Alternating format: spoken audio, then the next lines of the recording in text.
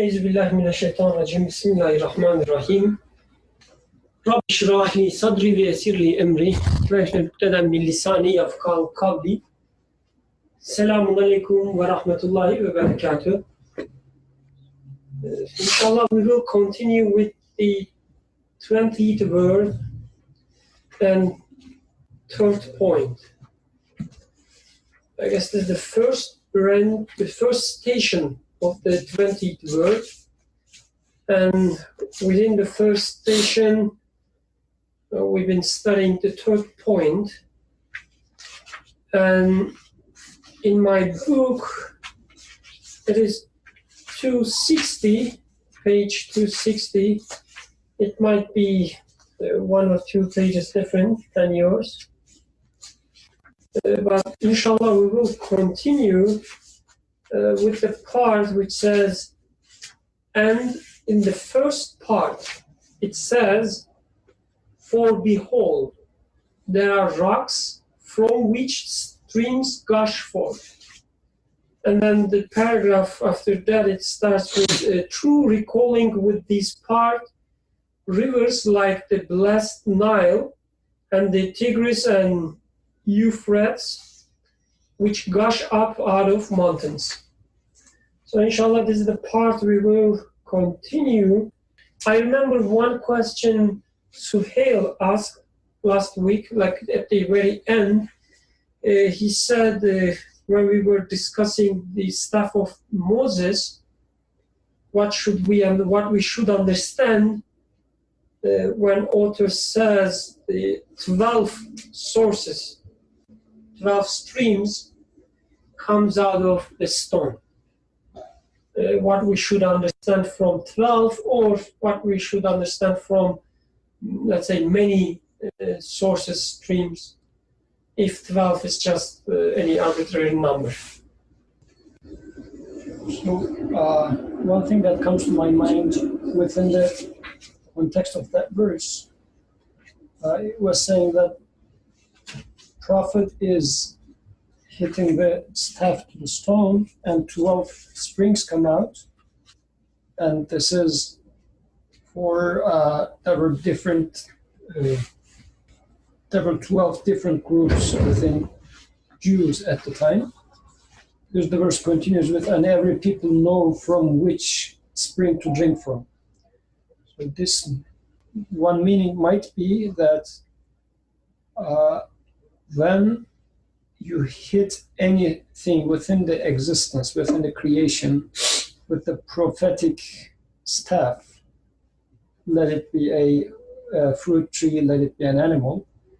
So many different aspects of meanings that point to the Creator can be extracted out of this existence. And for every different type of people, they will look at it from a certain perspective.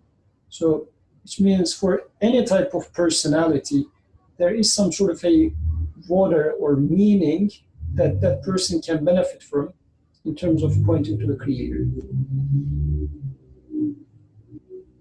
I might have used some very indirect language. You might want to paraphrase it if it was. No, I guess it's, at least to me, it was clear. I'm just thinking that I like the interpretation, and I like the fact that all these 12 sources comes from the same, 12 streams comes from the same source, one rock. One rock is hit, and different, what was the sections you said of the Jewish people? Tribes, let's say. Tribes, or yes, the groups. They all benefiting from the same source. They know what which one they should drink, and they know what suits them. And it doesn't define let's say, a hierarchy. It's like this is, what benefits me, and this is what benefits you. And also, prophetic mission is all-encompassing the humanity.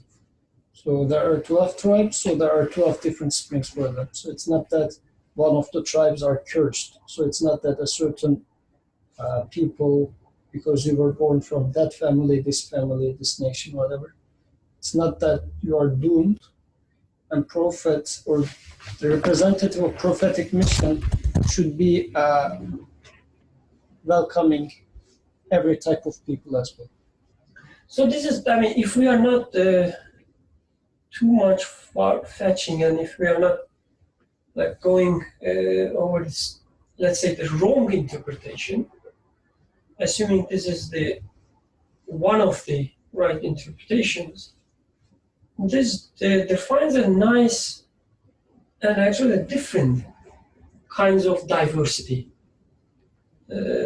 Because, like, although you respect differences between people, and you respect the fact that, like, different tribes, different nations, different people perspective may benefit from different streams, you still also do not deny that they all coming from the same source.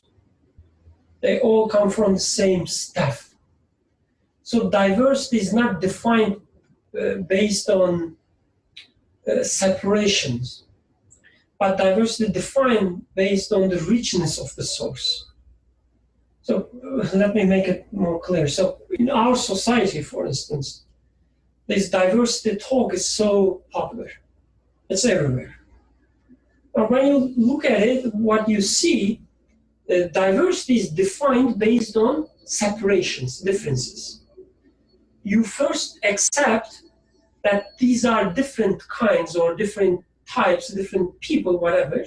They are different. First, you accept the difference and try to make some bridges between them.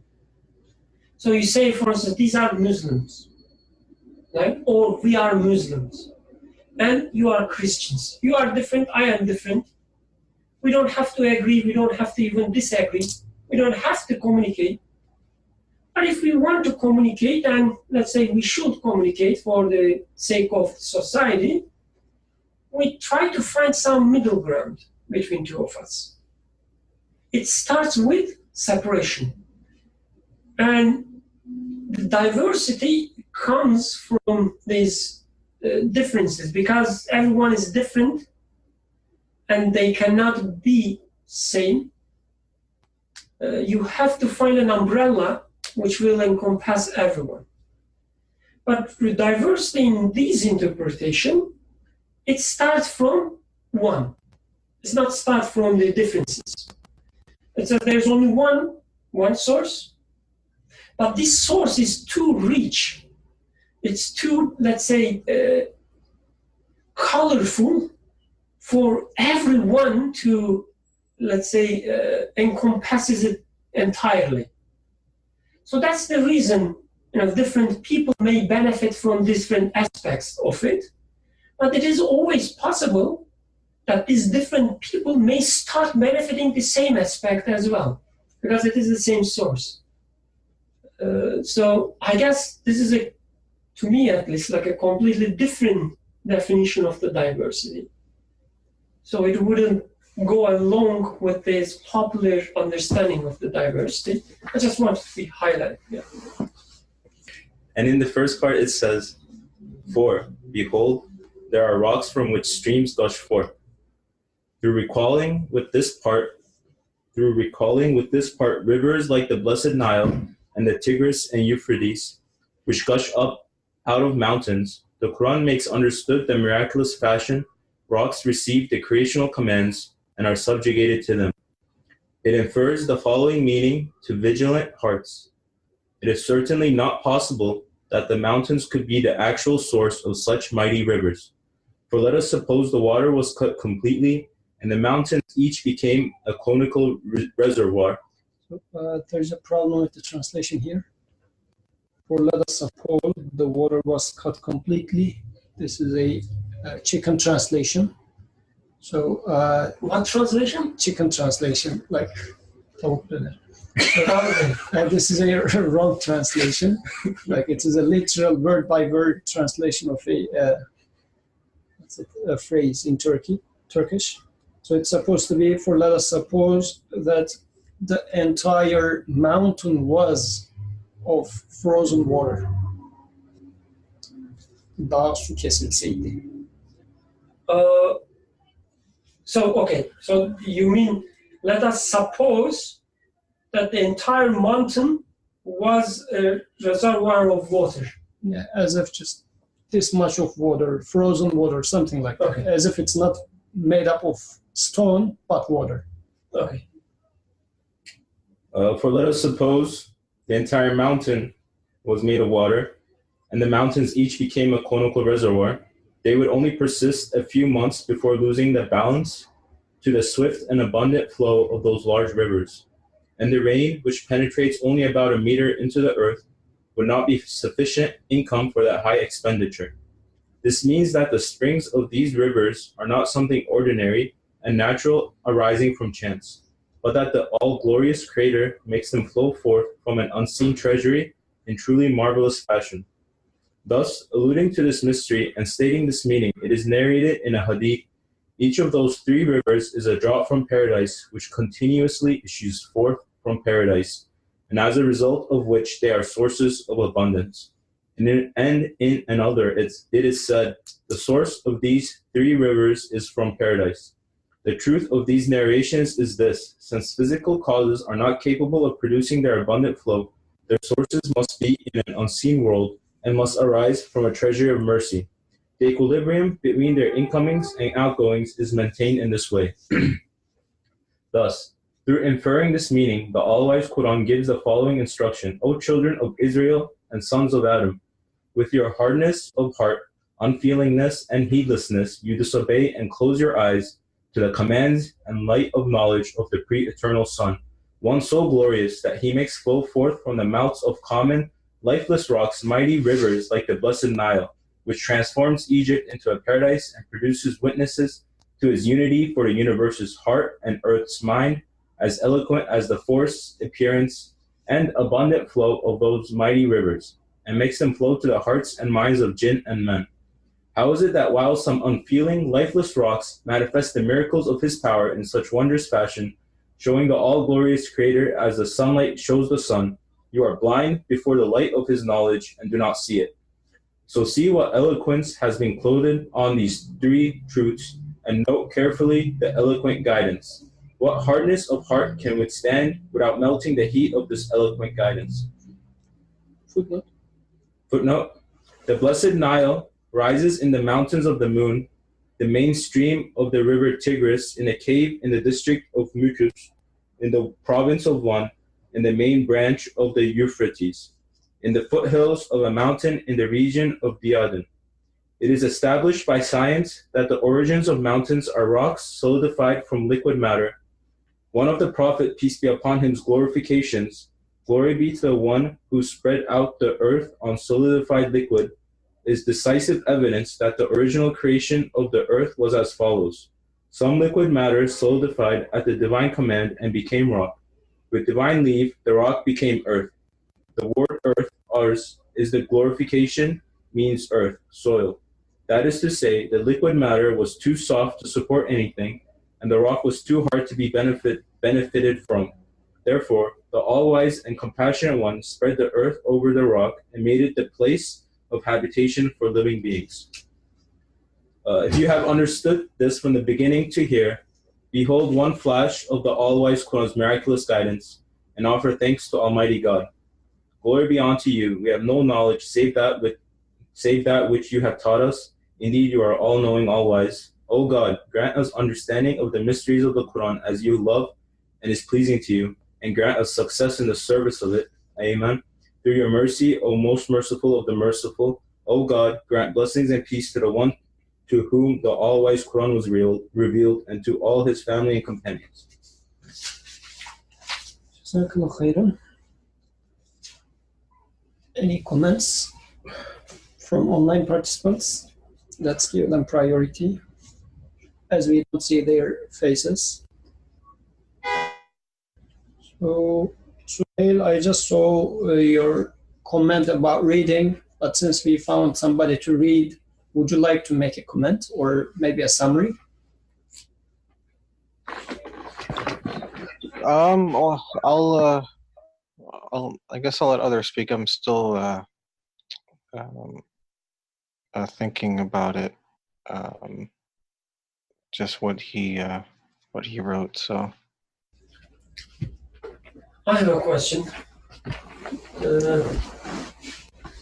So up to this point, everything was kind of, not exactly, but kind of like smooth. Everything was going fine. All these metaphoric, the writings or sayings. So it was, let's say, easy to make sense of it. But now he changes the gears a little bit and start talking about like physical things, like even before when he was talking about rocks, you can even take it as talking about the rocks, it would be still meaningful. But here, like making some claims or assumptions about the mountains, how rivers cannot come out of the mountains, how water wouldn't be enough. And it's really hard to read this part as a metaphorical and like a saying. So what is the point? Like, what is the point of proving that the water of the mountain is not enough for these rivers? I mean, I can see that, when you make it clear that the miraculous aspect of the river, it will be easy to connect to the God. But do we really need this? Like, do we really need to prove that, or talk about even, that scientifically it is not possible that water comes from the mountains? And because, I can come up with hundreds of hypotheses that, of course, it's not coming from the mountain, it's coming from the underground water, whatever which is collected through the, not only rains, but even from the seas or something. So how should I benefit from such a text? That's my question. That was a bold question, sorry, but yeah. Any answers for that question? Anybody wants to give it a try? Can someone repeat the question again, please? Okay, let me repeat. This part of the text sounds so scientific. He's trying to prove that the rivers cannot be coming from the mountains by talking about the quantity of the water that we observe in rivers. And he's like kind of making an equation saying that on the right-hand side, we have that amount of water. On the left-hand side of the equation, there is mountain and some rain penetrating the soil. And he says you can easily show that the left is not equal to right.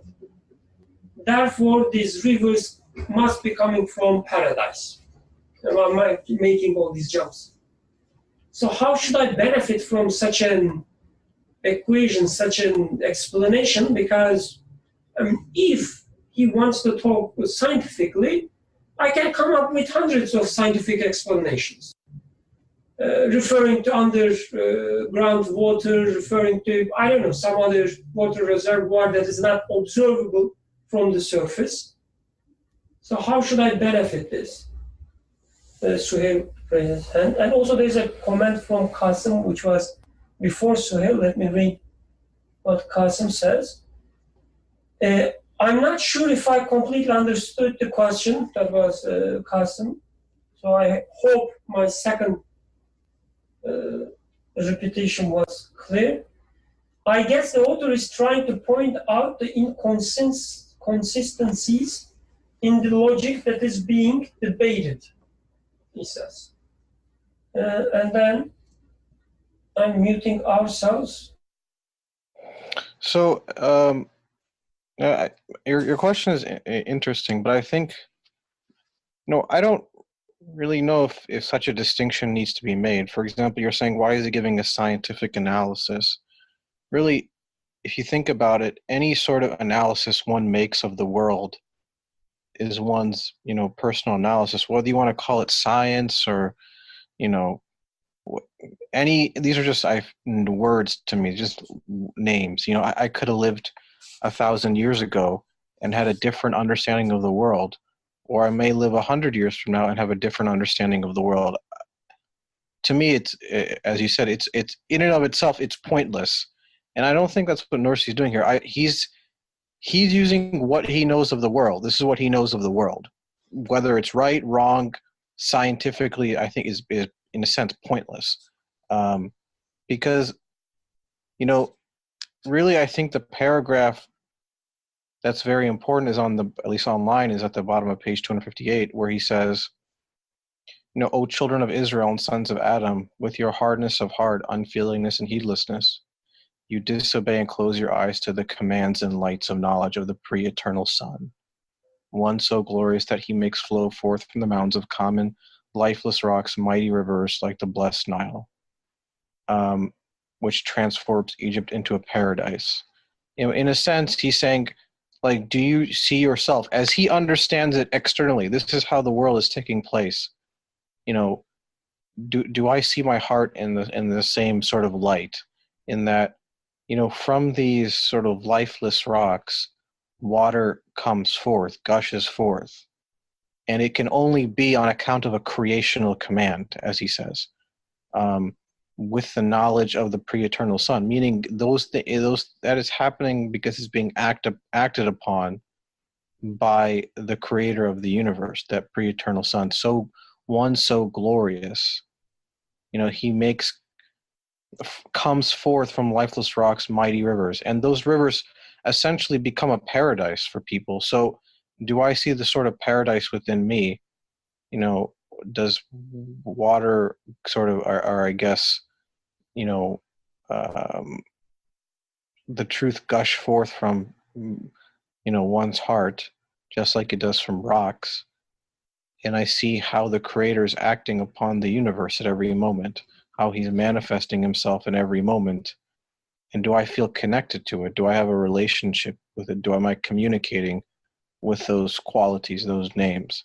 And that's really the paradise. Then in a way, in a sense, like the Nile is within you, or the Tigris and the Euphrates are within you, because then you see how your heart, those rivers that gush forth from the heart, are connected to the unseen world, to the paradisial realm. So I think that's the point. I agree with you. It's pointless how things are explained, other than he's making a comparison, because the world, in a sense, not in here, but Nursi compares the universe to a macro anthropos, or a universal man. The universe is like a man, and the human being is also an individual. And do you see what is taking place in the universe corresponding to what's taking place within you? So whatever is happening out there, the same thing is happening within, or could be happening within you if you pay attention. So why are you so hard-hearted? So that to me is what the essence of the text is. Not really, as you said, I mean, who cares? Really, at the end of the day, it's, in a sense, I'm not controlling it. Yeah, really, what do I take from it? Do I see the sort of resonance between what's happening in the universe and what's happening within me? Awesome. He raised his hand. So Yusuf, let me assign people to speak. So Asim, go ahead, please. Assalamu alaikum. Thank you. Also, to add to what Suhail said, even in the first paragraph, he says like the verse talks to the human being, and he's saying in the middle, it says, the meaning comes to those who have vigilant hearts. So that was something that stood out for me, because although these descriptions, even though you may come up with thousands of scientific descriptions, I mean, they are just descriptions, but those descriptions have an underlying meaning to them. right? So even though the rocks, water is coming through the rocks or from the rocks, that description is not the actual purpose, but there is a really a meaning behind it that points to the source of what that description means. And that is what at least I felt in this section that was read, that if I'm paying attention, my human side is really attentive and conscious and vigilant hearts, as he says, then those things that every scientific fact talks that it is something, it is naturally arising. And he makes the mention of that in the end of the first paragraph also, that these springs of these rivers are not something ordinary and natural and arising from chance, but they are actually subject to a dominical command. And one has to see that everything, at least through the example of this water gushing forth from the rocks, that these is not something that these rocks or the water have the ability to do, but they are all subject to the creational commands, and they are following that very, very precisely as they are being meant to do, like as they are made to do. That's how it is. Suhail, go ahead, please. One other thing I would say, the last thing I would say is, I don't want to sound like I was Asim was saying, the importance of what those things mean. I'm not trying to discount, people's assessment or inquiry or exploration into the world. But as Asim said, what is really the point of it? For over 1,000 years, Muslim, I guess astronomers, scientists, they thought, I guess the Earth was the center of the universe in a sense. But with modern cosmology, at least since the last 300-400 years, I guess they call it modern, but when people realize that the sun is the center of the solar system and all things are revolving around it, I mean, do I see do I just say, oh, that's a nice idea, or do I see all things are making tawaf or circumambulation around something, around a central point, just like I do, or the atoms of my body, electrons in my body. What does that mean? I mean, these things just don't happen out of chance. There's a reason, and that reason points to him, but some sort of quality is being manifested. So what do I understand from that? And I think that's what Nursi, being so well read of at least of science of his time, he's trying to fit it into a paradigm of a belief paradigm. And he's just not giving you, I mean, anybody can read a science book, but he's saying, oh, this is how we understand the world to be. What does this mean for me?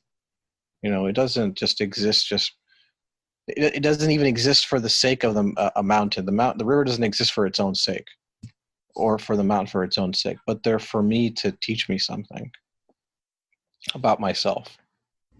Jazakallah khair. Any other comments?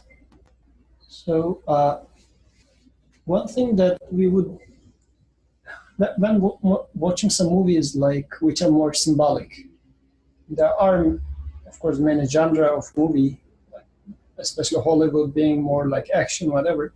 But there are those type of films which are from beginning to end filled with metaphors or symbolism. But the director is putting a message into a lot of symbols. But before extracting the meaning out of symbols, you first try to understand from which angle the director is showing you the story from. So it might be, I guess we need to agree upon a common movie in order to talk about, but let's say, let's give the example of Matrix.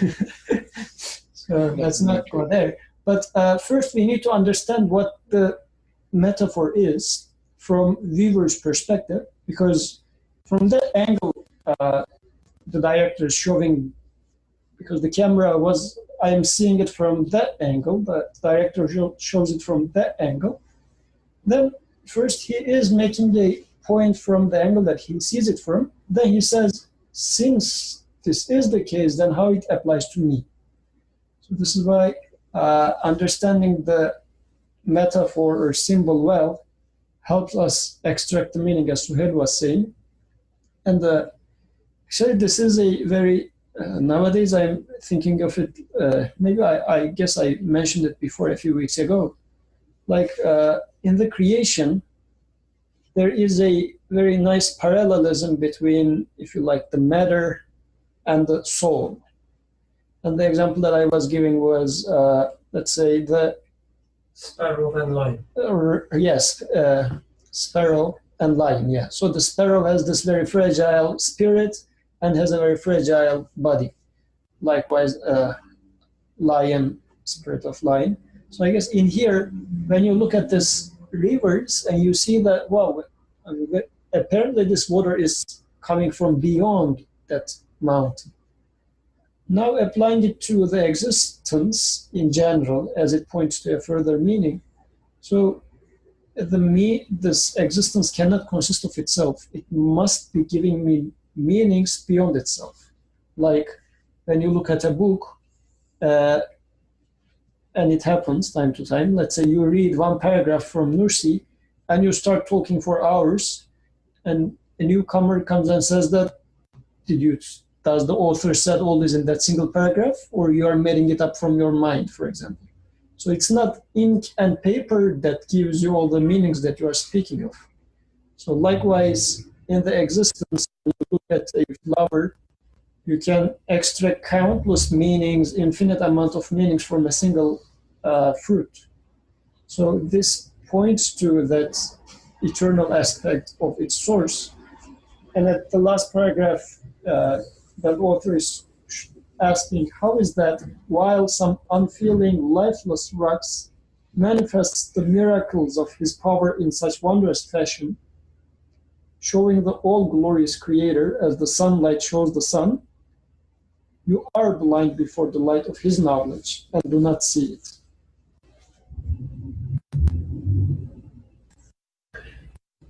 I'm trying to understand. So I guess what Suhail said at the first, like when he was talking first time, that it doesn't matter what kind of language you use, whether it's scientific, whether it's philosophical, or whatever. At the end, what you are trying to do is just describe the world as you perceive it in the best way. And I guess what Nursi is doing here, as also Suhail pointed out, that he's just looking at the world and using the knowledge of his time, which is possibly still true for our time, doesn't matter, using the knowledge of his time to give a belief perspective, to give a belief perspective to the knowledge of his time. So he's saying, okay, we are looking at these mountains, we are looking at these rivers. There is an inconsistency in terms of the amount of the water. And I don't know, to me at least, this is the truth, that this is there is an inconsistency. And I will try to understand this inconsistency from the perspective with the glasses of belief. I guess if this is the case, then it really doesn't matter whether what he says would be still true after, let's say, 200 years later. It might be the case that after 200 years, people will find some other explanation for this water.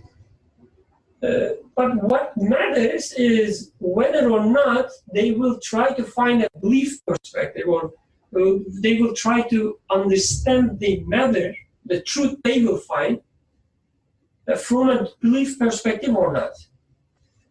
Because the truth, as they will call, at that time, 200 years later, let's say, it will be still the knowledge of their time.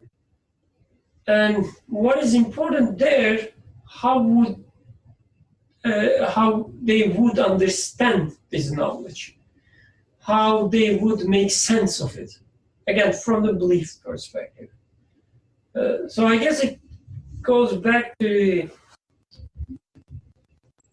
that my duty is not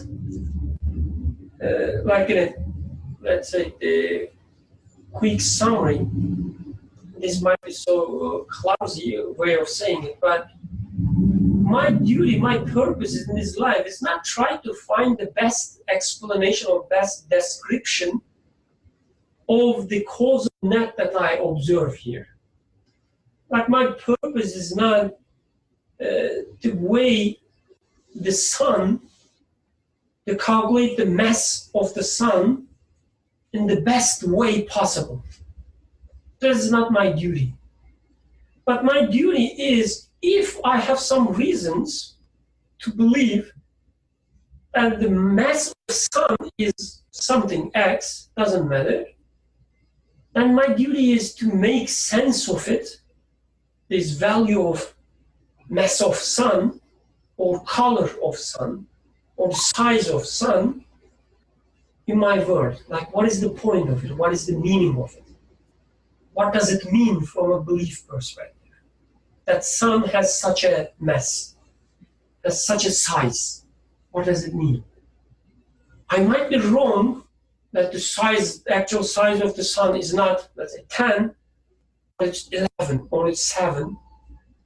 But to me, it's 10 right now because this is the best I know. So how I make sense of it? And I guess nobody can blame me because I make an explanation based on the size of the sun is 10 something. This is best available to me, and I'm trying to make sense of it. And there's this hanging faucet fountains, like maybe you have seen such sculptures or in front of the waterworks shops. So there is this faucet which is hanging. I send a link to the group for a picture of this. It flows, water flows out of this faucet, but faucet is not connected to anywhere. Just like in the air, Yeah, floating in the air. floating in the air. It's not connected to anywhere, but water gushes forth. So when you look at it, if you are aware, saying that there must be a maker of that because something is awkward in here, then you ask the question, what does the maker of this work is trying to tell me? This is a symbol, it symbolizes something. Then you take it as a message and try to apply it to yourself. I guess what Nursi is doing is something like that, saying that these mountains are like this hanging faucet, and it is flowing water, which is apparently more than the mountain itself can handle. Because if you would like to take it from a very technical perspective, when you look at this hanging faucet, you would say that the water must be coming from somewhere. Whatever, you would try to provide an explanation for that. To somewhere that you would say, okay, I don't need to go any further than that, because how far you would like to keep explaining, right? So, but if you don't go that direction, but say that there's definitely a maker of this faucet and trying to give me a message, but he wanted to give his message to me through this way. I mean, he didn't speak it vocally, he didn't write it in words, but he made it through this hanging faucet. So what might be the message out of that? And I think this is what Nursi is doing in here. So apparently, to my naked eye, this is what this mountain-water relationship or river relationship looks like, and how does it apply to my case? Any other comments, please? Go ahead, please, Asim. Oh, okay. Oh, I think you said awesome, but I think you might have meant me. One thing I'll say about Nursi is that what's unique and why I appreciate him so much is that even though he uses his assessment or what he knows about the universe, as Birkam was saying, and what I said at the beginning, it doesn't matter what you call it. There's just words you give to your understanding of the world. You call it science, who cares? You call it philosophy, it doesn't mean anything. It's what is your perception of the world? He doesn't, what's brilliant, I think, is that he doesn't reduce the Quran to trying to understand it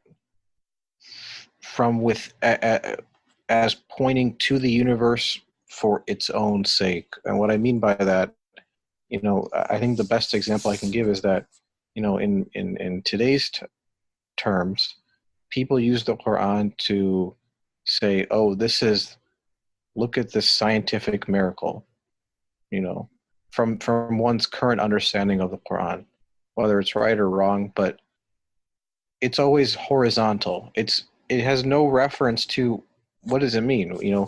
How does that fit within your belief paradigm, your perspective? Like, does it have any meaning that looks beyond itself, beyond the universe? No, it just look at this scientific miracle in the Quran, and the Quran must be true. In a sense, it's a secularization of the Quran into another sort of book of science, book of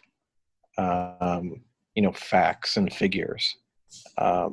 Whereas Nursi, he's trying to reorganize everything he understands about the world into what it means. Like how does it reflect his belief perspective of the world? Like, does he see the kernel of like Iman within the rocks crumbling, or the rocks falling down, or being cleft, or from which streams gush forth?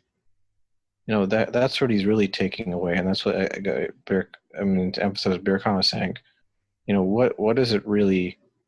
What do these things really exist for? And I think that's kind of what's lost. Who does it really matter, as Birkam was saying, whether you know the mass of the sun, or you even have the right, you even know what mass is, or have even the right value, or have the right formula or algorithm to calculate it. It doesn't, in and of itself, it doesn't really mean anything. But unfortunately, I guess that's what people value today, sort of the secularization of the world, and really, and also the Quran itself. Awesome. Please go ahead. You're asking me, or I didn't raise my hand? I think you said Asim, but you meant me, maybe, because Before Suhail, I thought you raised your hand, so this is why I thought you were going to talk. Okay. Faraz is saying something, adding to Suhail's point. Faraz says, I hope that as I read this, I will be introspective about the hardness of my heart, as talked about here, and feel, or try to feel, if seeing the light of divine knowledge is melting my heart. Good. So, Faraz, if you would like to speak, we will enjoy. Assalamu alaikum. I know I have a sore throat and my voice is not with me fully. Nothing more to say in summary to say that I agree with Suhail, what he was saying, everything else said before. But I also, for myself, I don't want to stop at reading this to appreciate Nursi and understanding what he's doing with his knowledge, and understanding that he is, doing X, Y, Z. There is a further, when I've finished reading this paragraph, I want to find myself shaking my head, just in quiet, introspection about how hard my heart is in this way. When did I last see divine knowledge in anything, gushing forth from anything. When did I last stop to consider there is knowledge here? Whose knowledge is it? This knowledge is demonstrating a wisdom of someone. And, so to read this, to make it real for me, so that I don't walk away from reading this as someone who really understood Nursi, but in addition to this, to walk away, or someone who has a more immediate sense of the hardness of my own heart, possible or real, and to experience or taste something of that melting that he's talking about. So that I find myself that, this is the ultimate point of this is for me to get guidance, eloquent guidance, not to have deciphered Nursi or vindicated his approach or something like that. It's so I just want to add that in the end I find myself sighing and shaking my head about how hard my heart is. I guess there's one point that I want to, the paragraph just after the second paragraph that we read today, thus alluding to this mystery and stating this meaning.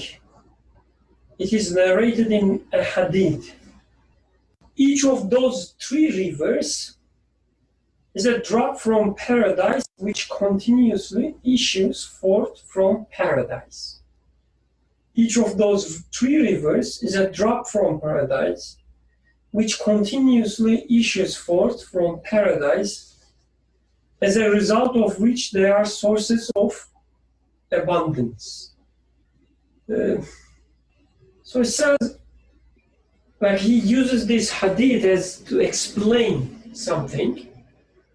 And I am trying to understand how this hadith explains anything. It's just saying these rivers from paradise.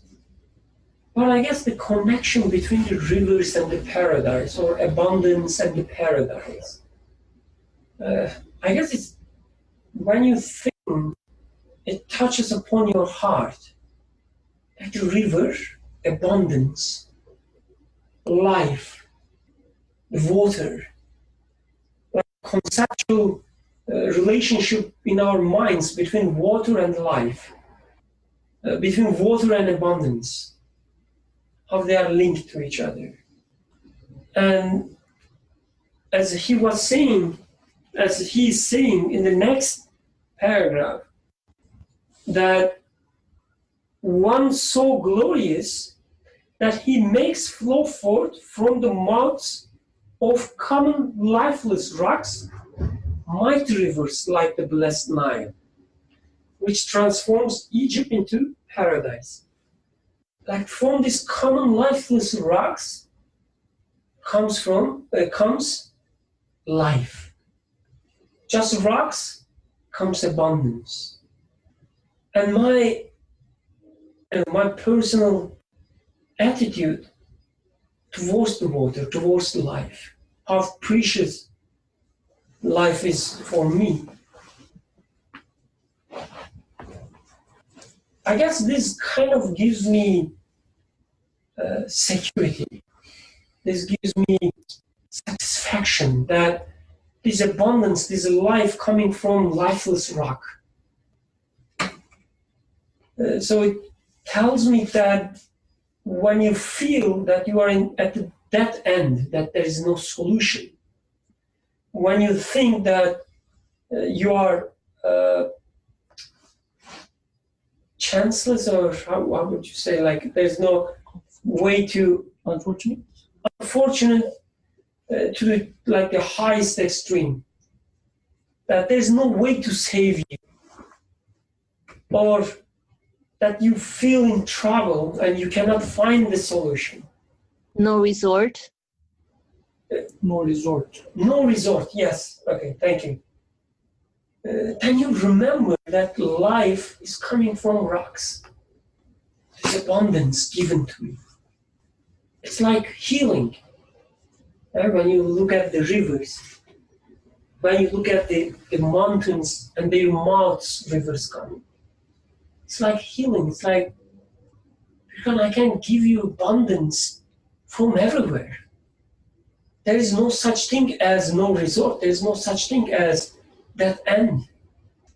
I can give you life out of rocks.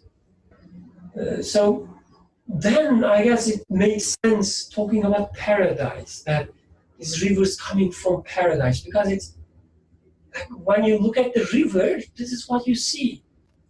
The paradise, the satisfaction, security, being safe, being provided.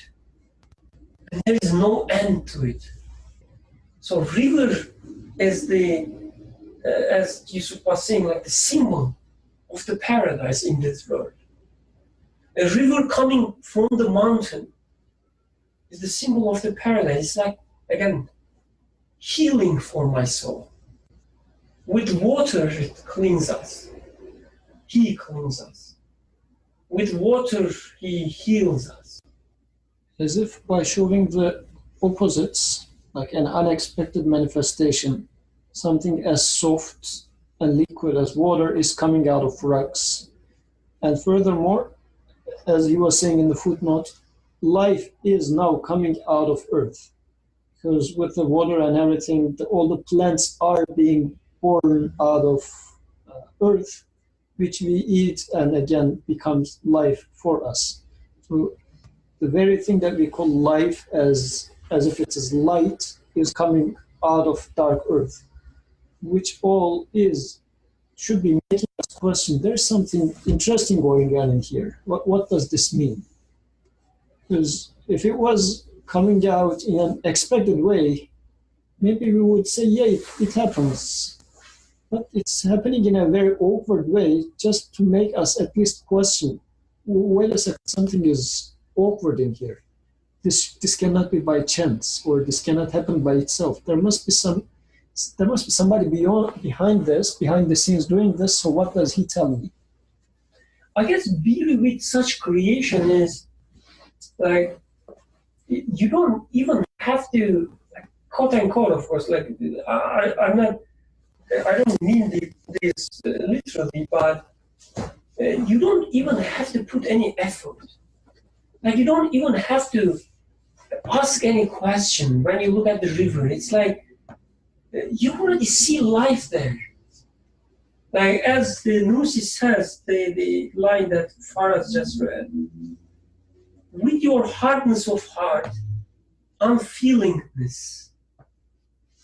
Like you really need to be, I'm like talking to myself. Every moment that I look at the rivers, every moment that I look at the water which is just in front of me, and I don't see life there, and I don't see how this life or abundance given to me. And every moment that I, don't feel that I will cry, that I will be thankful, that my unfeelingness, hardness of my heart. So I guess there's a very easy shortcut, like a very short connection between water and my the heightened, I don't know how to say, like increased emotions, my feelings. When I look at the water, it's there. My heart is ready for that. But because my heart is so hardened, because I'm so unfeeling, that there's a huge gap between water and life for me. There's a huge gap between the water and the life giver for me. Yes, awesome. Please go ahead. Thank you. It's very interesting how, through looking at the rock, you can come to a conclusion like, questioning, as you guys were all saying, what the meaning is. And you connect that to the, there's no simplicity, the unseen treasury. And also in the, think about this, like, from a solid, hard rock. And then he connects that with water. And then from the water, he points it to the, questioning all that and seeing that this is not something very unusual. This is really extraordinary. It is something very meaningful. And it lets you connect to the source, which is like an abundant source. It is, and as the hadith says, it is, each drop is like a continuous issue of water, like continuously flowing from paradise. It's never ending. So every, like, as Birkan was putting it, your hopes, your desires, everything that you are really, your human side is looking for, that satisfaction, by observation of that rock and the streams, you can reach that unseen treasury, just that satisfaction, that state of your being, that where you are really satisfied and convinced. Yeah, just wanted to highlight that a little bit. Thank you. Faraz is saying 8:11. I guess this must be a verse.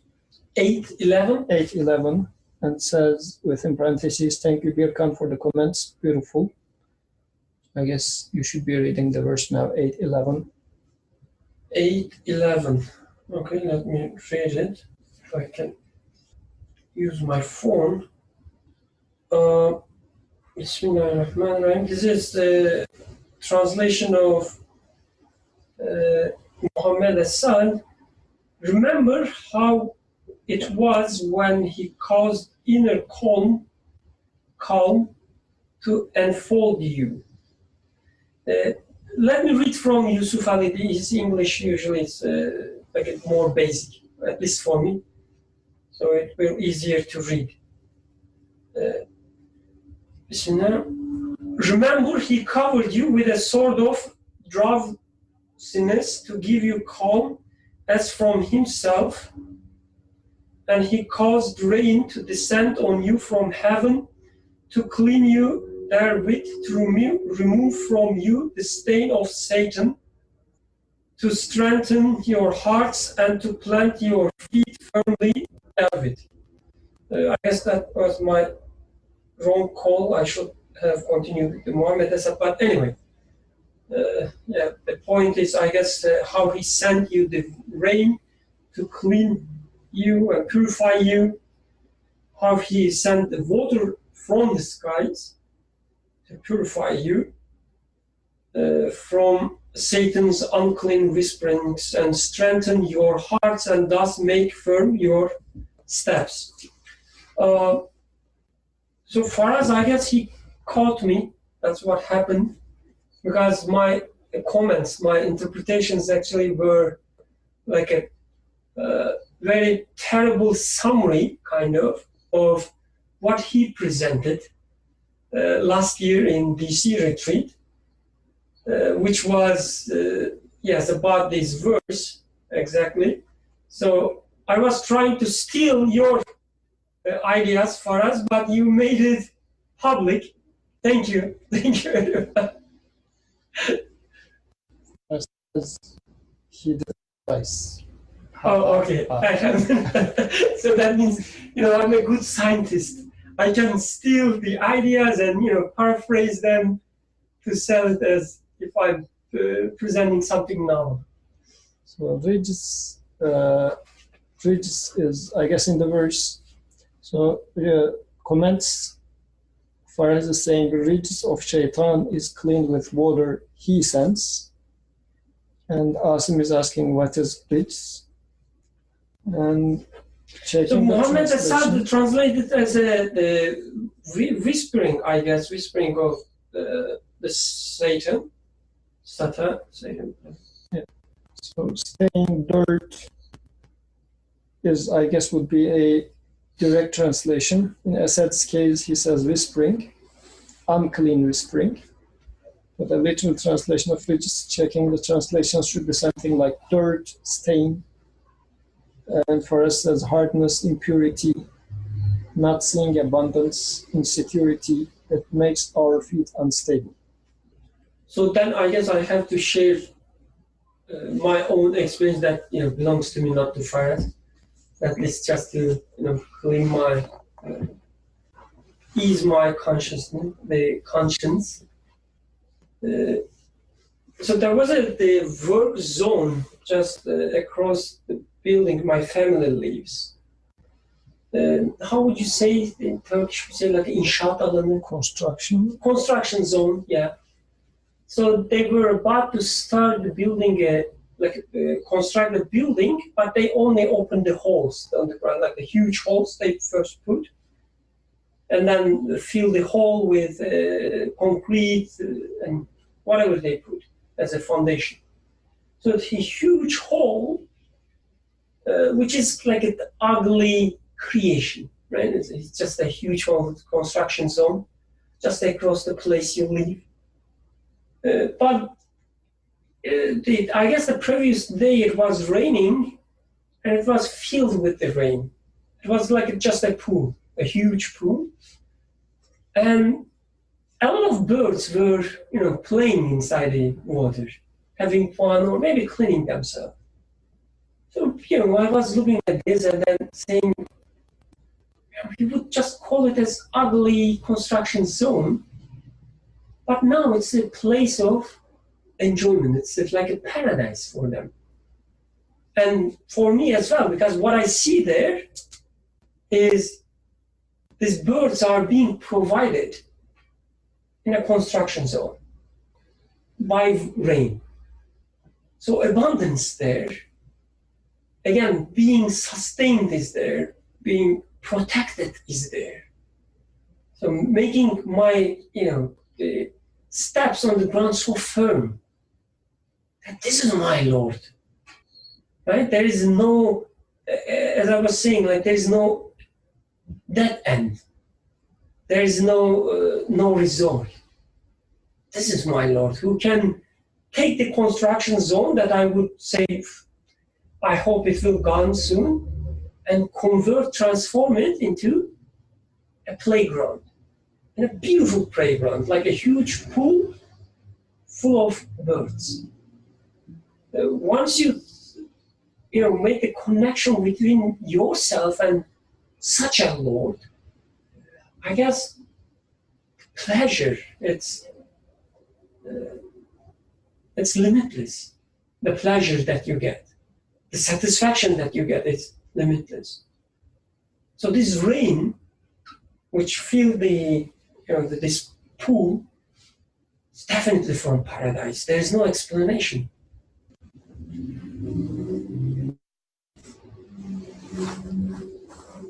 Jazakallah khair, everyone. Any further comments, questions? So I guess among all these, we can also think about man's creation out of earth, clay, as Quran puts it. Or we can just keep that in mind. I guess this is also part of an interesting creation, why Quran says so for the creation of man. What does it signify? These are all topics that can be thought of.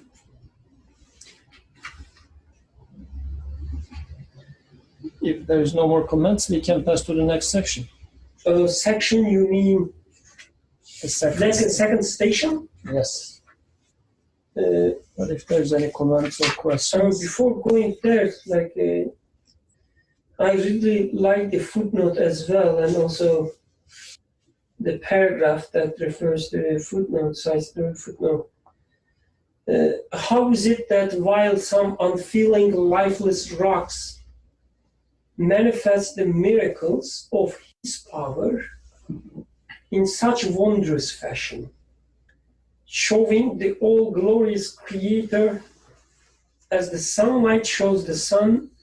You are blind before the light of his knowledge and don't see it.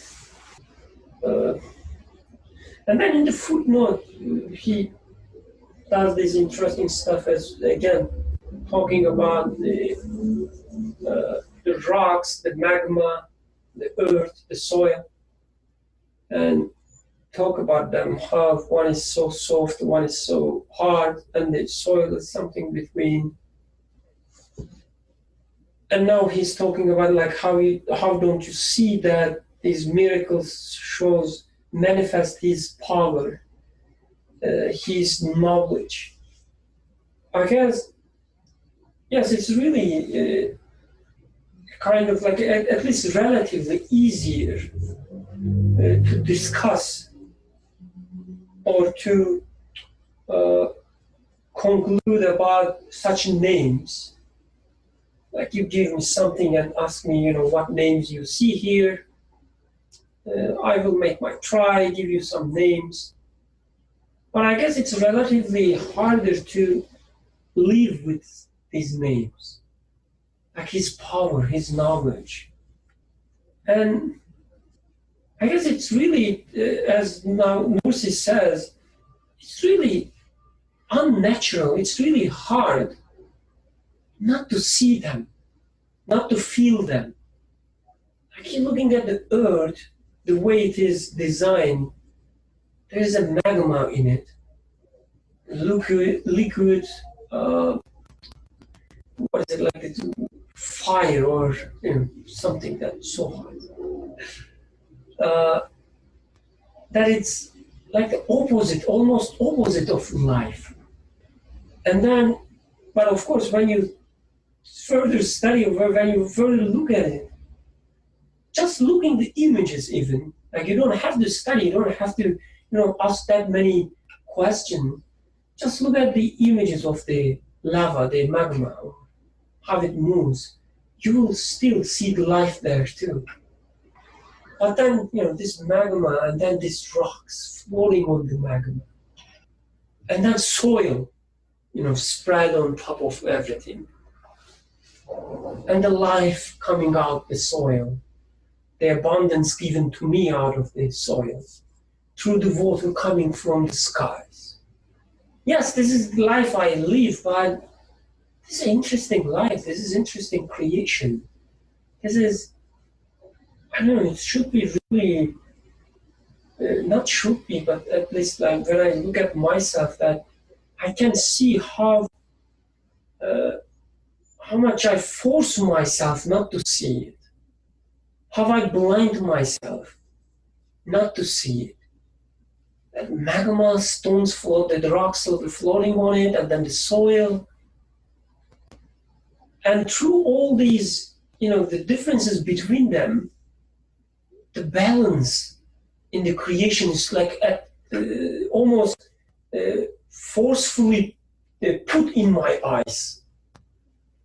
Because don't you see the balance there? Like the rocks are not suitable, as Nursi is saying, right? The rocks are not suitable for that, therefore I put soil on top of them. So I made all these connections between things. Don't you see the knowledge? Don't you feel the knowledge? Or the power that I'm floating all these rocks on the magma, don't you see it? These unfeelings of myself, like when I think about it, like what makes me, being such unfeeling towards the soil, the elegant creation of the soil that I always pass through, like on top of it, walk over. What makes me so blind?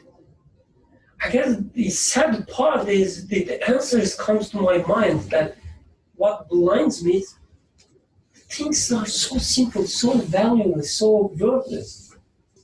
But still, for some reason, I stick to them. I put them, in front of my eyes so that I will not see the soil. It's interesting that he's using this. If I take it as a metaphor for myself, and again, going back to the verse that talks about man being created from clay. And in the last sentence of this footnote, he says, therefore the all-wise and compassionate, Hakim and Rahim one, spread the earth over the rock and made it the place of habitation for living beings. So the Creator is creating life. The manifestation goes as he creates it through earth. So I should be, if I would like to be manifest to life and lively messages, if I would like to be manifestation and manifest life, if I would like to be given life, and if I don't want to die, if I don't want death, darkness, and I'm using these as synonyms, because you might be living some sort of a life, but you might feeling like you are as if half dead. You are going to the same schedule, going to the work, as if you are a slave, coming back, every day, same routine. You are living, but you might be feeling like you are dead. So if you don't want this to happen, if you would like life in your life, so you would really like to be alive, so this verse is reminding of the Creator manifest himself through earth. He doesn't manifest through a rock. Life is not manifest through a rock. Life is not manifest through lava, but through earth. And so far we have all been reminded of heart being like a rock. So if my heart is like rock, then I will not, life is not going to manifest on me. And so far, I mean, in the previous weeks, we talked about what this heart being like a rock would mean. I say there's a huge I in me, huge ego, which is thinks that I have an existence by myself. I am claiming all ownership over all the things that are given to me. So no life is being manifest in such a heart. It's not being fruitful. The Creator is not, because of this rock-like heart, nothing is manifesting itself in there. But if this rock crumbles, turns into earth, then the Creator is going to create life out of this earth as he did for Adam. Because Adam was created out of clay. Living man was created because life manifests itself, or the Creator manifests life through earth, because earth is not having any claim. It's inherently it's saying that I am weak, and I accept my weakness. Here I am crumbled into dust, so I am nothing. So as much as I realize my nothingness, then the Creator will start manifesting life on me, as this is the case in the existence. Let me read a sentence from, I guess, 2 weeks ago, about just you said. It reminded me that I really liked it. Alhamdulillah. So this is the 1 or 2 pages before, like a previous, how would you say, anyway. Page 259 in our version. Through such awesome manifestations of glory, the rocks fall from the high summits of the mountains and are broken up. Some of these crumble and being transformed into earth. So the rocks being transformed into earth, as you were saying, become the source of plants. So what I understood from what you said is like, when I see that my heart is hardened like a rock, so I should somehow, look for ways to crumble it, to broken it into pieces so that it will become earth. I don't know what it means metaphorically, but my heart, the hardened heart, the rock-like heart, should become like an earth so that it will manifest life. Just like everything surrounding me manifesting life. For us, as a comment, I have the conceit to imagine that my powers of reflection of other feelings, etc., are for other things. other than recognizing the one who is showing me his knowledge and calling me to connect with him and find refuge in him. So I'm reading it again. I have the conceit, pride, to imagine that my powers of reflection and other feelings are for other things, other than recognizing the one who is showing me his knowledge and calling me to connect with him and find refuge in him. So this is because of my pride. But if, then I'm trying to understand. Okay, there's another comment from Faraz again. This was in response to Birkan's reflection, how am I so blind to the rocks and the water and abundance, etc. Yeah, that's what I understood when you were reading. Like, yeah, that's a good answer too. Yeah, I guess that's true. Like, when you say I have the conceit, I don't know if you were referring to yourself, Faraz, but I can easily put myself there too as a subject, and I have the conceit. Yeah.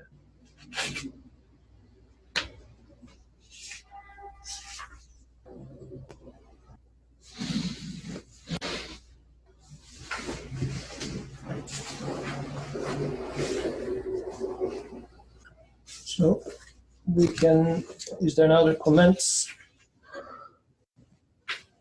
Half an hour we have. If anybody has, so I mean, still I have a small question, but I don't know if anybody has an answer for that.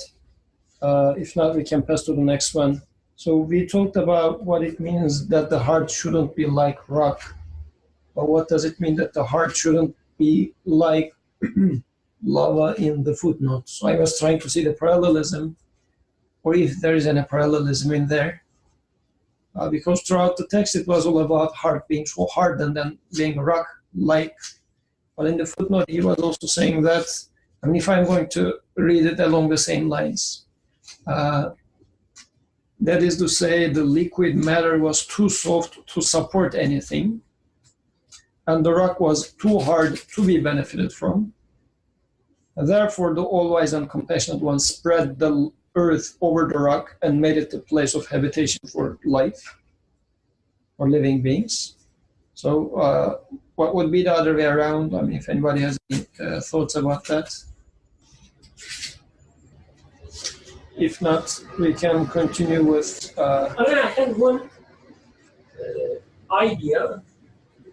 I'm not sure how much it makes sense, but it reminded me that our discussions about ego and how it is like a measurement stick, or like how it has a purpose, let's say. My ego has a purpose in this life. Even my pride, like if I take it as a pure emotion, pure meaning like a clean, untainted by unclean whispers of Satan, as Muhammad Asad was saying. It has a purpose. It has a meaning in this life. So I shouldn't be trying to get rid of them, but use them as messengers, let's say. Use them as tools or means to reach my Creator. And this lava-like or like a purely liquid heart, it's reminded me that it doesn't have any, let's say, shape, or like there are these sayings or ideologies like losing yourself, reaching to nothingness, right? You should, forget about yourself. You should find the emptiness in you and stick to it. Everybody hears such stuff, like, especially in our society, this Asian. It's funny that I call them Asian because some other people call Islam as Asian. So anyway, it's different, let's say, the philosophies or worldviews that tells us, destroy yourself. annihilate yourself. And you will reach nirvana, you will reach something. This somehow, I don't know, maybe I'm making wrong connections, but reminded me that your heart should be in a form that will manifest life, as you were saying. So you shouldn't get rid of your heart. You shouldn't liquidify your heart. So it should have the right form. It shouldn't be formless. Again, I'm just thinking aloud. Yeah, which I'm talking too much, but since nobody's talking, this reminded me this guy who was talking about the scientific method. Again, he was referring, the names doesn't matter. He was referring to the saying of a guy that you shouldn't believe anything. You shall not believe, or you, something like that. Right? In a more archaic way. Yes. So you make it more archaic, it becomes more respectful, right? So you should not believe. So he was saying, yes, you should not believe, you should question everything, you should, and at the end, you will never reach the truth. You will just question, this is the point, whatever. Like, I'm not trying to demote or devalue the value of the question, but this idea of like, you should not believe, it's again like reminds me that what you should reach, what you will reach should be like emptiness, nothingness. And trying to give me this as a purpose, like you're trying to give me as a target. Don't believe we can reach the nothingness. But where is the life there? Where is security? Where is satisfaction there? How this idea or how this saying makes me step on the ground more firmly. And this also reminds me of, then I'm going to read Faraz's comment. This reminds me of, as if in my creation, there are some feelings which are flowing in me, which I cannot name them yet. And since our childhood, let's say, there are all those shapeless feelings in us, which up to some age we are not even aware of them. They're just flowing in us. And then as the age comes, this is why actually old people say that, yeah, you get old, you will understand, sort of. Because for a young person, it doesn't make sense because it didn't get into a shape. I mean, one of the examples that comes to my mind is, since I'm not a parent yet, so this feeling is not given shape to me yet. So I don't know what it means to own a child. I have never claimed ownership over a human being. But I guess this will become hardened and get a shape like a rock once you have a child, which needs to be broken and turned into earth in order to benefit from that relation.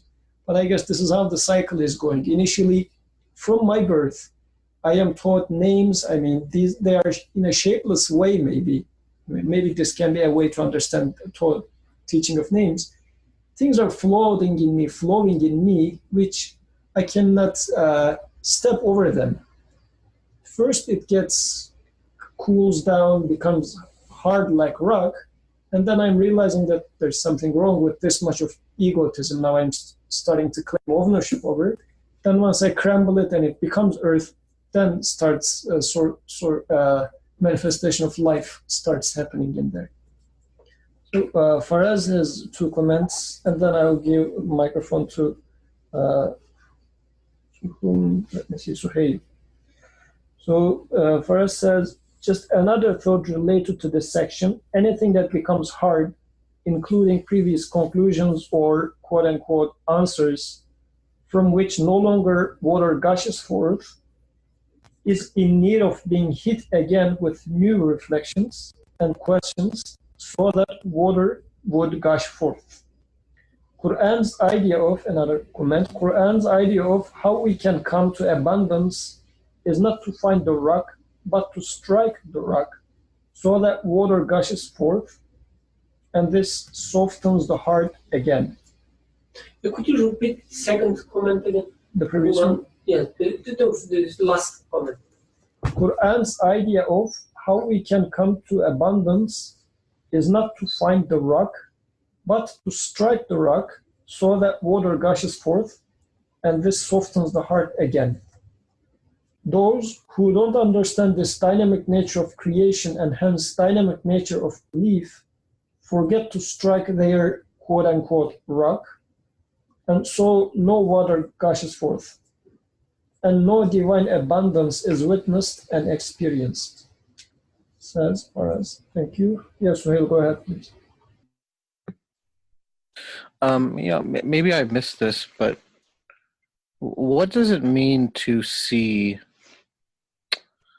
the manifestation of his knowledge within your heart? Because he says on the last page, you are blind before the light of his knowledge and do not see it. So what do people understand from that? You may have already, I might have missed that, but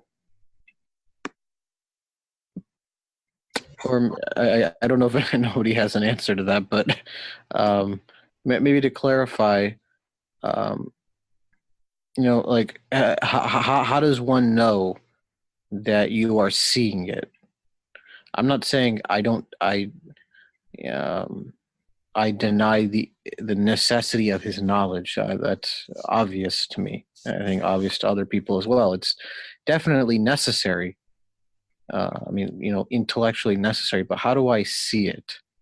Within, personally within my own state of being, within my heart.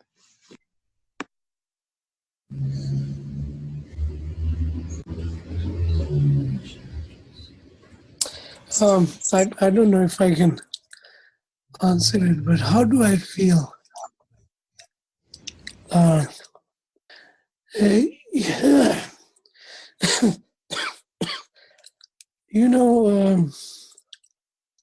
It feels like maybe when somebody you love and they're sleeping, maybe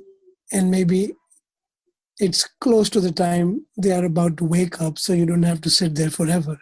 Maybe you can go sit the next one you really love and imagine that they are dead, and then watch them wake up. And what you thought was dead and you really loved, but it's not dead. And that's how it feels. But I don't know if that helps any at all. But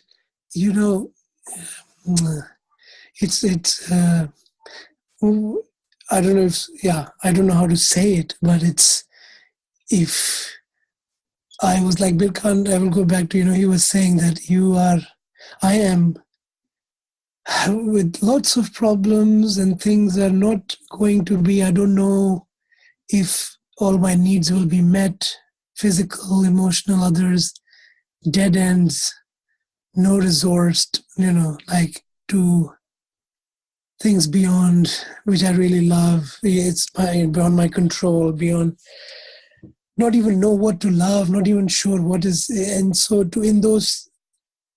in that state, in that hardness of heart, not see, to see then that there is knowledge at work, there is knowledge with which something is being shown to me, somebody's and demonstrating to me in this very physical act of like rivers, actually physical rivers, when I go and see water, springs, rain.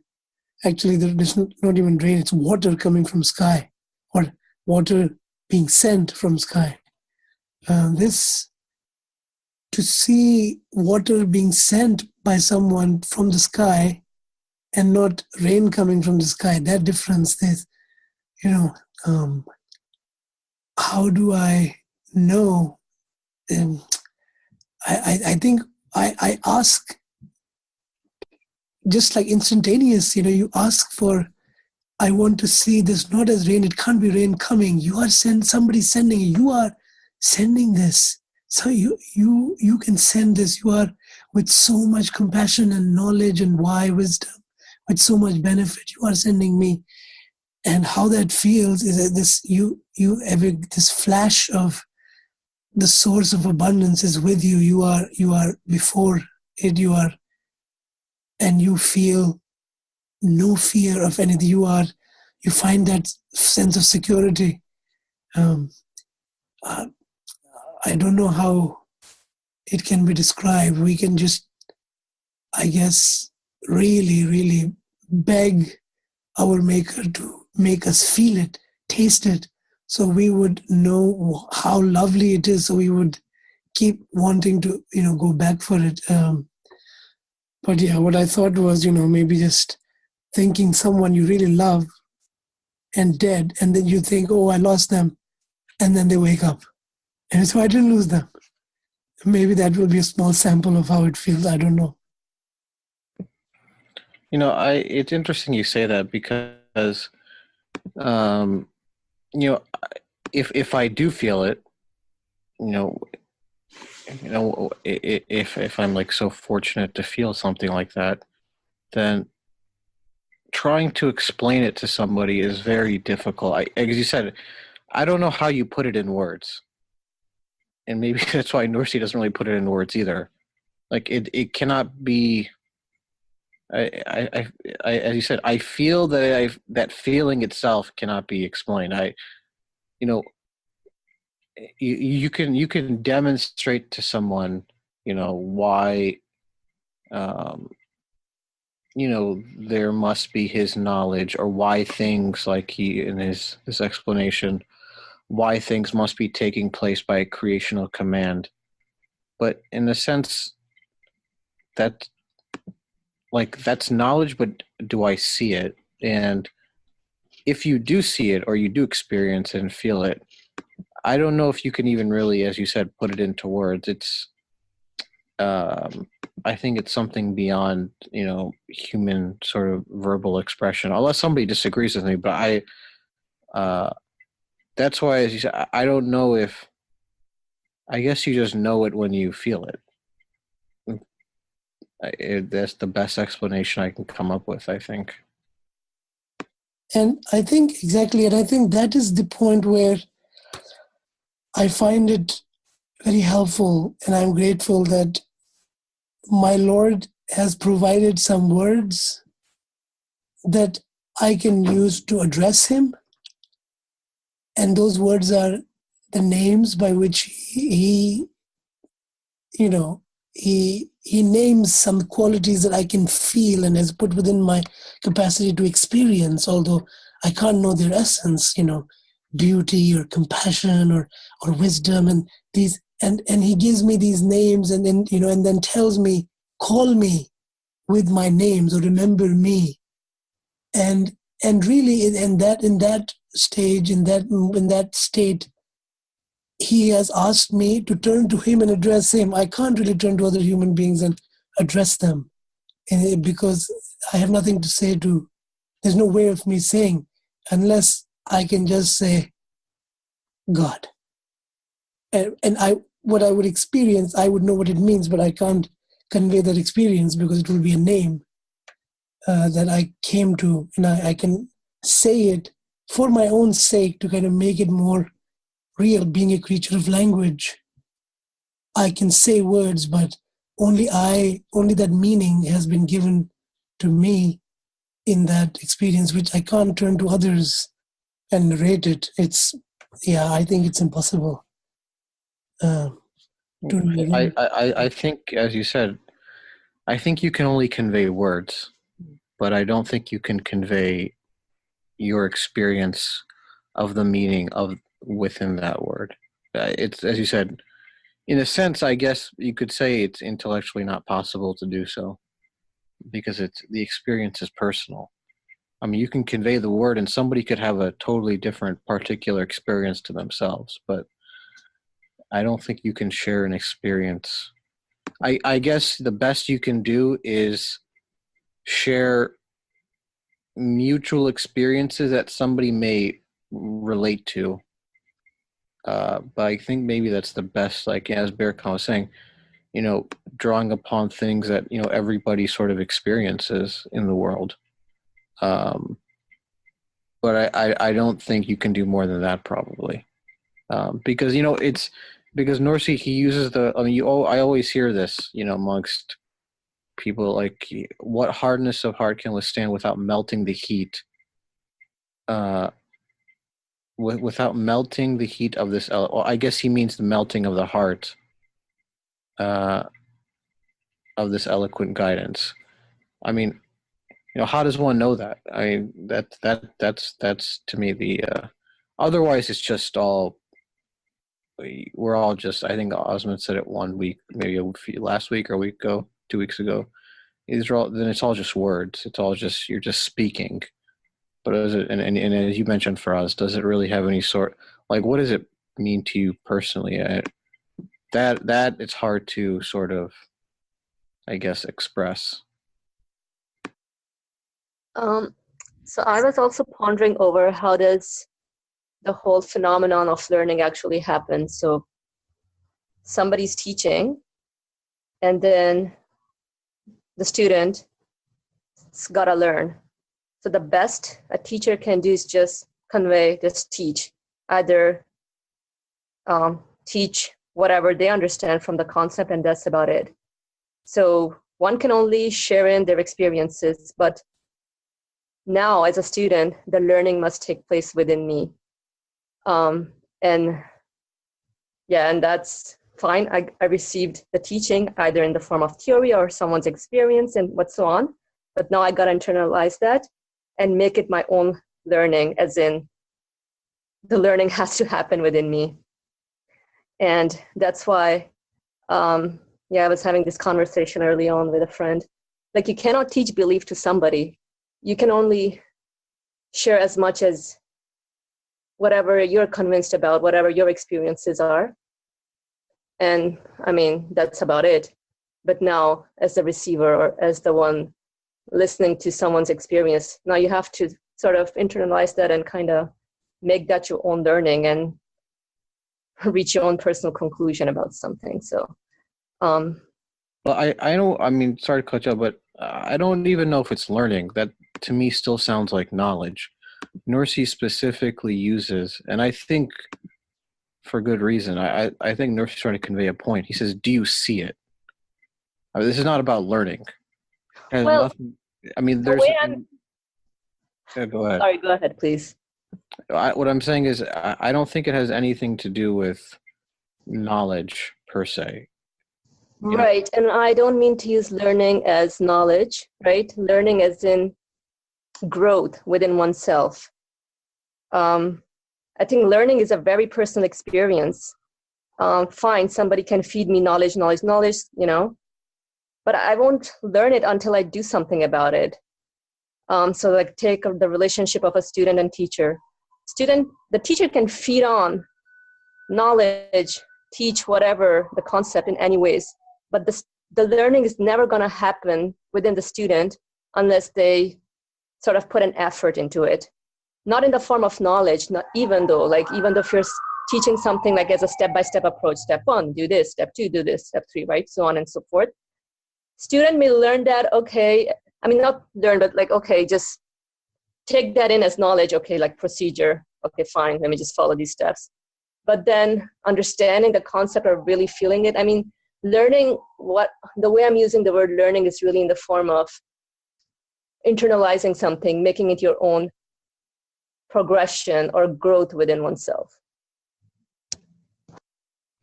Well, I won't. I'm not saying that's wrong. But to me, Norsi's, I feel like he's saying you are blind and do not see it, as if, like, is this something like you conceptualize at every moment?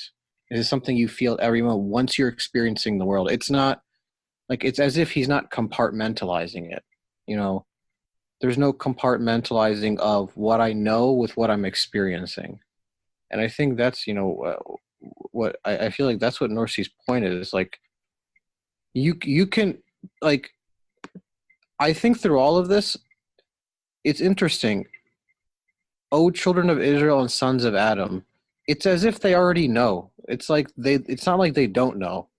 They already know in this case. It's whether they now, you know, realize that this is not just something you know, but it's something that you see. Like it's taking place out there in the world and therefore within yourself. I think to me, that's the difficulty. I don't know if anybody else feels that way, but like seeing is, to me, I mean, it encompasses both internal and external together, you know, because, I mean, he's using the example of rocks and explaining what his assessment of the world is, but he's seeing the world that way. He's seeing the world as in a belief perspective. You know, he's not just using that, whatever he understands, and compartmentalizing it. Oh, I'm going to take this for the knowledge and then try to understand belief. But it's as if like he's seeing I guess the manifestation of his, you know, knowledge taking place at once. That's something, I guess, you know, like I guess, I don't know, it's hard. I guess it's hard to convey that experience once one experiences it. The way I understand is everything at first is knowledge based, but then when you experience it, then you can't really, the knowledge disperses because that's your own experience afterwards.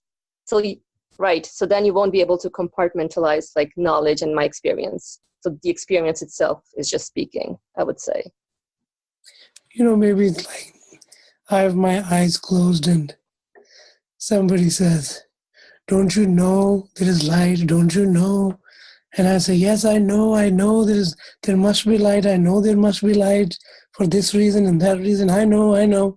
But my eyes are closed. I keep my eyes shut. And then finally I say, you know, okay, I'm going to open my eyes. And I open my eyes. And then I know there is light. And if somebody says, how do you know? Explain your seeing. And I don't know. What I can explain to you what it was like when I didn't see. Or there wasn't light, and I can explain why I wasn't opening my eyes. But once, if I open my eyes, if I let the thing in my eye on my eyes go, then that seeing that there is light around me and knowing there's light around me, there is no difference, and there is no real explanation in my powers that how do I know? How do I see? What's the difference? There is none. I see and I know together. May I? Again, the word see is like it tells a lot. There's the way, like the phrase, for instance, the way I see the world.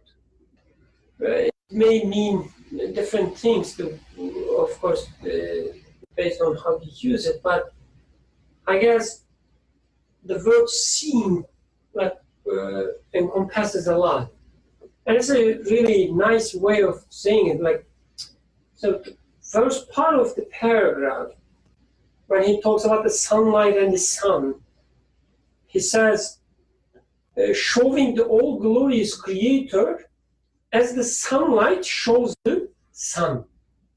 So to know the sun, you should first see the sunlight. From sunlight, you reach the sun. I guess the same way to know about or to reach, let's say, his knowledge, you should first see the manifestation of the knowledge, and from this light, you will reach the sun. And going back to the seeing things, so one day I was walking on the road and realized there was a giant plant. Probably I mentioned this before. Under the grills, like there are metal grills on the pavements, the sidewalks. there was a big grill, and under it, there was like a giant plant. Not even a small plant, but a giant plant. It's a dark place. It's, it's really, from my perspective, it's really an unfortunate place to live. But the plant was so giant, like so big, as if, there's an abundance there under the ground. And I realized this plant just while I was talking to a friend, and we were talking about, how unfortunate he was because of the place that he has to live. Of course, we were not, saying how unfortunate he was and so on and so forth, but the topic was about the place he lives and the hardship. And then I saw this plant, giant plant, given life in an unfortunate place. So anyway, it was like an eye-opening experience, and I wanted to share this experience with others as well. A few days later, at the same point that I saw the plant, I saw a friend, a colleague of mine. I called him, come, I will show you something. He said, okay, what? I said, look, what is there? And he said, oh yeah, it's plant because, it's so warm there. And he started to explain, why the plant was big and so on. So this is not about, criticizing people or something, but probably I'm doing the same thing in many occasions. But I guess the difference was not about, knowing how plants grows or whatever. The difference was how you see the world. So obviously my friend, he was not seeing there the light of his knowledge, the light of his mercy, light of his the creatorness, all glorious creator. So he was not seeing it. Not that, he didn't know what he's looking for or whatever. He didn't see it. So I guess this, you don't see it or you are blind, as Faraz was saying, possibly like we are usually closing our eyes, that you are so blind you don't see the light of his knowledge. I guess yes, it's true. It's like, I don't see it. It's not in front of me. All I see is the grill, the warm environment, the plant, and everything is so ordinary. I guess this is like what I always do when somebody asks me about something like, oh, you can look at the colors on the sky, and I right away tells, oh yes, because there are raindrops, light is reflected, and so on and so on. Nothing wrong with that. It is true if you don't see the light of his knowledge. This is what I understand from, you are blind, you don't see his knowledge. Jazakallah khair. And with that, we are concluding the first station of the 20th word. Inshallah, we will start with the second station next Friday. Let's conclude. Glory be unto you. We have no knowledge save that which you have taught us. Indeed, you are all knowing, all wise. Subhanaka la ilma lana illa ma 'allamtana innaka antal alimul hakim. Al-Fatiha.